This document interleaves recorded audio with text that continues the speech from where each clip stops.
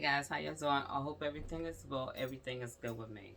Yeah, the other day I had did a video on a body was found in Detroit, right, in a shallow grave, and the way the people that used to live there had moved out, so the new people that had bought the house sent in the construction guys to do some work on the house. So they had like a shed and a gate like right here, but in the middle it was like only this wide. Like I'm be real with you, like you couldn't even like get into it. It was so shallow. But anyway, the construction man seen a foot and a shin. So I was scared, y'all. I thought it was Naziah. I'm not gonna lie to y'all. I was like, oh my god, because the news was saying that you know the body is small stature like a child. So I'm like, oh my god. So what happened was they sent in the machine that I did, and to help them because the way that they had the body, like I said, it was so narrow you couldn't even get in there. I don't even know how they did this. They couldn't get in there, so they had to send experts in that get and dig it out by hand because they didn't want to damage it. They didn't want to damage the body. You know what I mean? That's why they couldn't use the machine. But I'm not gonna lie to y'all, I was so nervous and I was like, oh my god. And it was in the same. It was not too far from where Naziah disappeared from. So I was like, oh my god, nah. But anyway, y'all, it wasn't Naziah. Y'all know that. It was a young boy, 9 years old. Mm-hmm. Let's get into it. I'm serious. Detroit mother charged with orphan after 9-year-old son body found in shallow grave. Mm-hmm. Let me read this. I need some on my back, y'all. Excuse me, y'all. Let me get it. I'm trying to read it. They said Brandon. They said Brandy Patricia Pierce, 41, is now charged with first degree murder, first degree child abuse, felony murder, tampering with evidence, and concealing the death of an individual for allegedly orphaned her 9-year-old Zemar. His name was Zemar King the Third. Zemar King the Third. They said, according to Wayne County's prosecutor Kim Worthy, Pierce allegedly offed King and then bought a shovel, dug a hole behind the garage of her rental house on Woodingham, and buried his body in October of 2024. Mm-mm-mm. King's hands and feet was bound. Really? Like, I don't know how nobody could do something like that. Bound? Worthy said an autopsy showed that the child died from neck compression and being smothered. She said, I have been a prosecutor for a very long time, and I often say that I have seen it all. The horrors of this child abuse case defines that the alleged actions of this defendant are amongst the most callous I have ever seen, and hope to never see again. That's what the police officer said. Pierce then allegedly she fled to Georgia. Yeah, because they said the people, when I had read it, they said the people that was living there had moved. Mm-hmm. She fled to Georgia with her other son, who is 3 years old. King's body was discovered on January 6th when crew working at the rental home noticed a foot sticking out of the grave. Though the body wasn't found until this year, Prince became the focus of the police in Georgia on December 20th, 2024, because of the investigation into an unrelated matter involving her 3-year-old son. The Cobb County Sheriff's Office in Georgia contacted Detroit police and assisted with the investigation into King's demise. Pierce was arrested on January the 10th and is awaiting extradition to Michigan. Her surviving son is in foster care. They took a child away from her.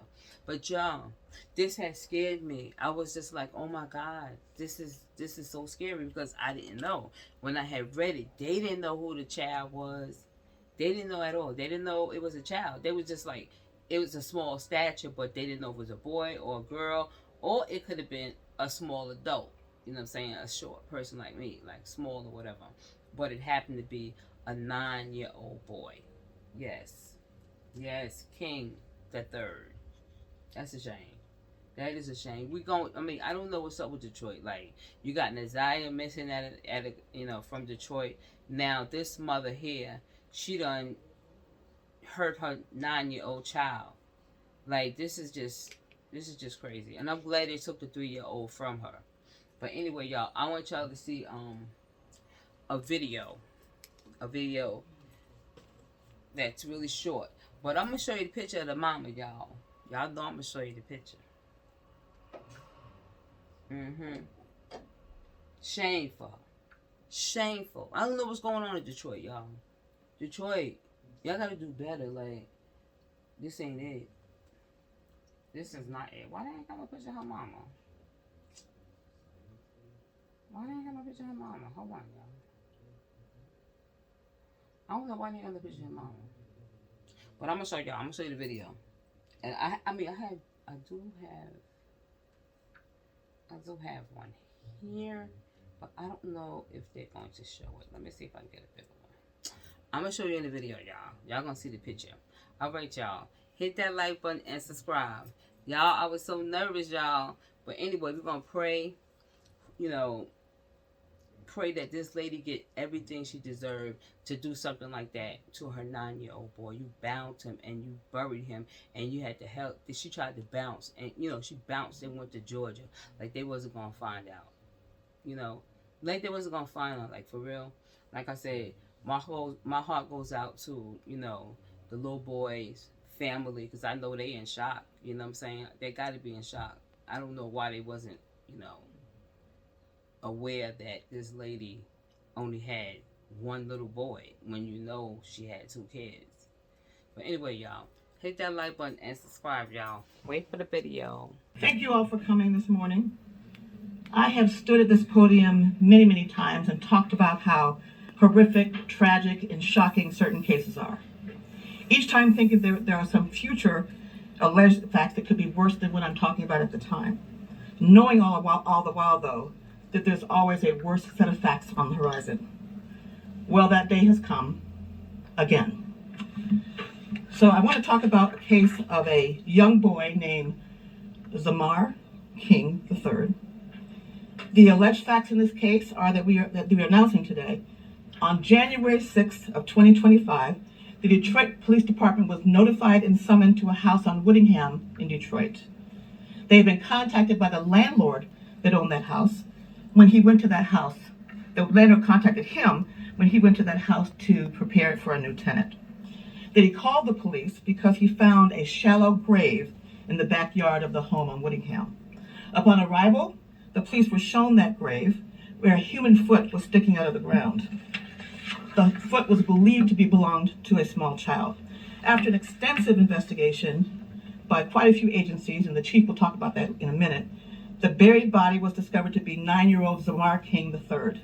That the mother of young Zemar was 41-year-old Brandy Pierce. It's alleged that she killed him, and that the cause of death found by the medical examiner was smothering and neck compression. So I want to just further go ahead and tell you what other facts about this case. It's alleged that she purchased a shovel. She bound him by tying his hands and feet together and dug a hole in the background of the house on Whittingham, where she had been living for a short time. She then put him in this hole and covered him with dirt. That after killing her son, she and her other son, who was 3 years old, moved to Georgia, Cobb County to be exact. It was determined that this, in fact, happened sometime in October of 2024. That Zemar's mother, Brandy Pierce, is currently in Cobb County, Georgia, and we will be requesting her to be extradited back to Michigan.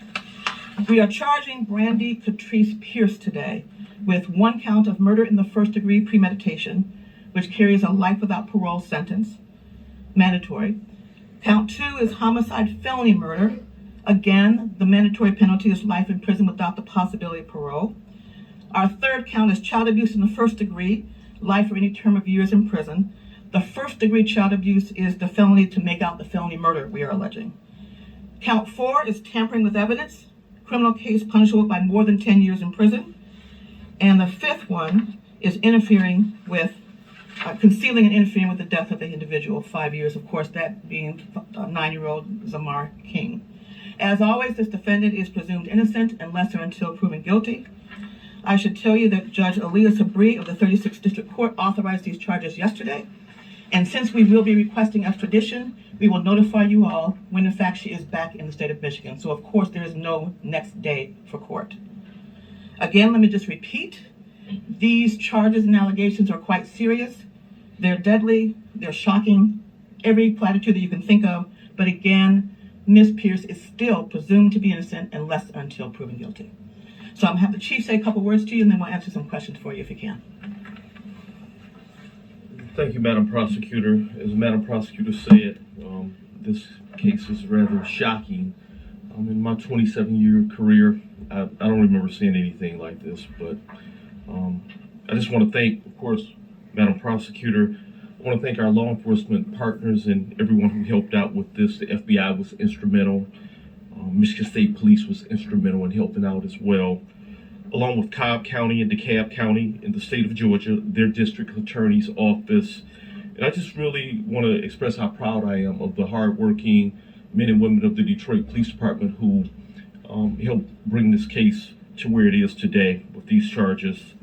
I want to thank, of course, of our Major Crimes Division, the Commander Rebecca McKay, Captain Marcus Thurkill, Sergeant Ashley Peterson, Detective Kelly Lucy, who is here with us, Detective Lisa Johnson, and then the officer who is leading the case, Officer Isaac Yamas, and the members of the Western Squad.